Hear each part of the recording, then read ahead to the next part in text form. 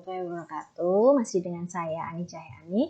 Kali ini program linier part yang ketiga. Nah, di part ketiga ini membahas tentang menentukan nilai optimum dari fungsi objektif. Oke, kita simak ya.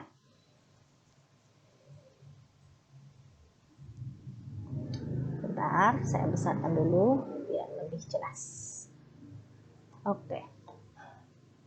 Nah, menentukan nilai optimum itu langkahnya yang pertama, gambar DP-nya dulu.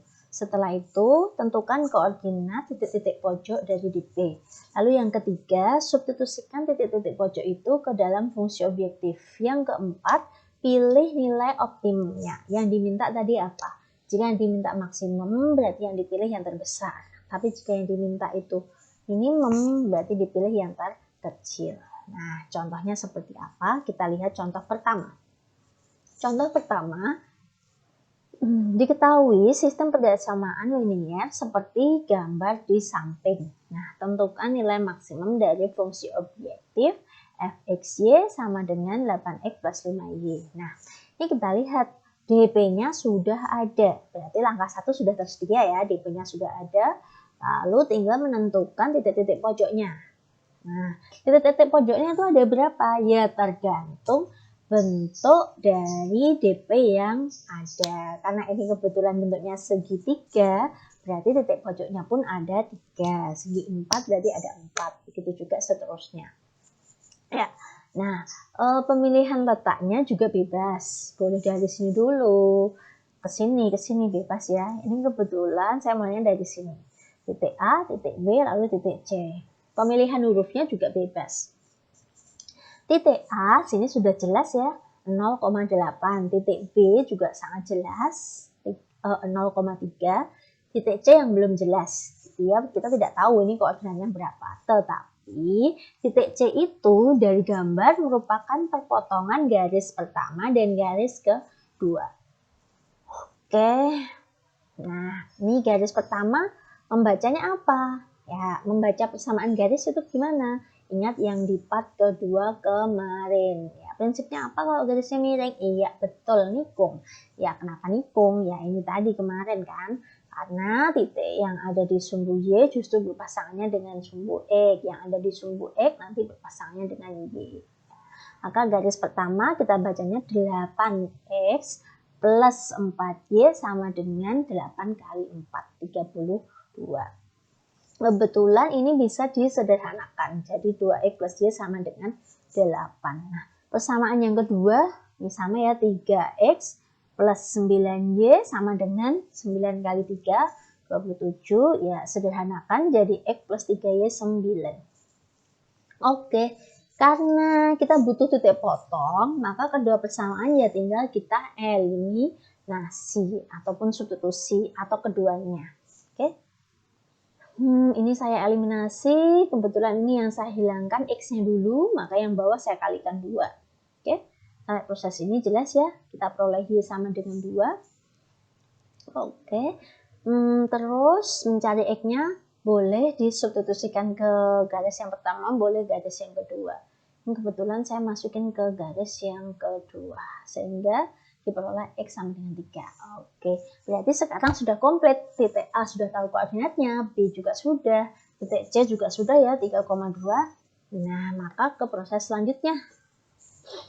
Oke, kita substitusikan ke fungsi objektif. Kita buat bantuan tabel aja, titik, lalu ini fungsinya. Titik A 0,8, titik B 0,3, titik C 3,2. Tadi fungsi objektifnya 8X plus 5Y. Oke, masukin. Berarti titik A nilainya kan 8 kali 0 ditambah 5 kali 8, 40. Titik B sama ya prosesnya, berarti ketemu 15, titik C 34. Selanjutnya, nah ini pamukasnya. Mintanya tadi apa? Oh, nilai maksimum. Berarti dari ketiga nilai ini kita ambil yang terbesar. Ya, di sini kebetulan yang terbesar 40. Maka untuk soal ini nilai maksimumnya adalah 40. Bagaimana? Jelas kan? Oke, biar lebih paham kita ke contoh selanjutnya. Oke, kita simak ya.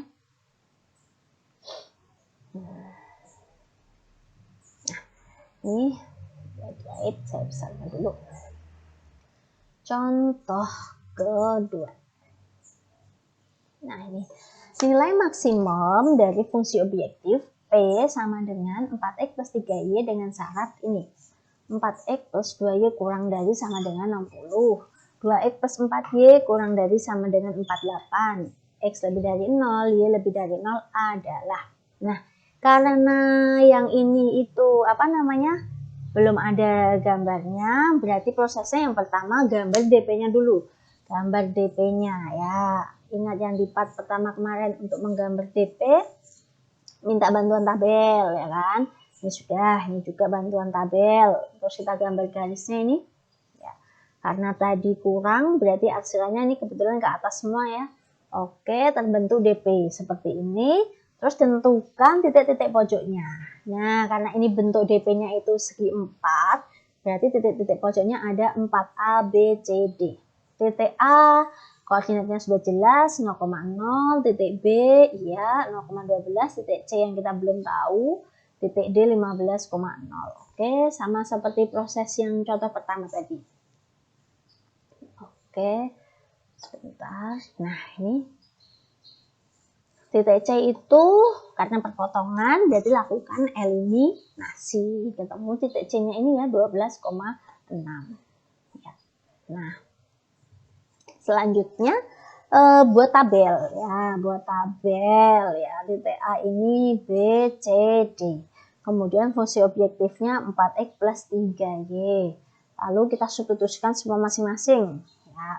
Nah, karena yang diminta itu nilai maksimum, berarti ini nilai yang terbesar adalah 66. Berarti nilai maksimumnya 66. Bagaimana? Mudah kan? Iya, oke. Kalau masih belum paham, perbanyak latihan saja ya. Nah, terus pasti ada bertanya, aduh kalau soal seperti ini ada di pilihan ganda, lama sekali prosesnya, ya kan? Nah, adakah cara ekspresnya? Ada. Kita lihat cara ekspresnya. Oke, cara ekspresnya cukup seperti ini. Kita cari nilai K. K itu koefisien Y dibagi koefisien X. Nah, setelah itu cek posisi K dari fungsi objektifnya. Jadi nanti semuanya dicari nilai K. Baik fungsi objektifnya maupun fungsi kendalanya. Oke. Nah, akan ada 3 kemungkinan di situ. Nilai K dari fungsi objektifnya itu bisa saja dia diapit, bisa saja dia di tepi, bisa saja dia sama persis. Ya. Kalau posisinya diapit atau di antara, maka maksimum atau minimumnya itu terletak di perpotongan kedua persamaan. Nanti terus eliminasi, terus hasilnya disubstitusi ke fungsi objektif. Kalau di tepi, maka carilah titik potong sumbu. Ya, titik potong sumbu itu titik potong sumbu X dan titik potong sumbu Y. Oke, selanjutnya kalau dia di tepi, kalau maksimumnya itu prinsipnya BB dan PB. Kalau minimum itu prinsipnya BK dan PK. Apa itu? Nanti kita lihat. Terus bisa saja kemungkinan yang terakhir itu sama. Kalau sama, tinggal kita oles sesuai fungsi objektif yang dimaksud. Nah, tapi cara ekspresinya ada catatannya. Hanya berlaku untuk bentuk normal. Maksudnya apa bentuk normal? Nah, maksudnya tuh seperti ini. Yang pertama, koefisien X dan Y-nya tidak boleh ada yang negatif. Ya. Terus, yang kedua, jika yang ditanyakan itu nilai maksimum, itu pasti tanda perjelasannya kurang dari semua. Tapi kalau yang ditanyakan minimum, itu pasti tanda perjelasannya itu lebih dari semua. Oke. Kalau masih bingung ya, kita simak contohnya saja ya, bagaimana penerapannya. Oke, kita lihat. Ini penerapannya seperti ini. Ya.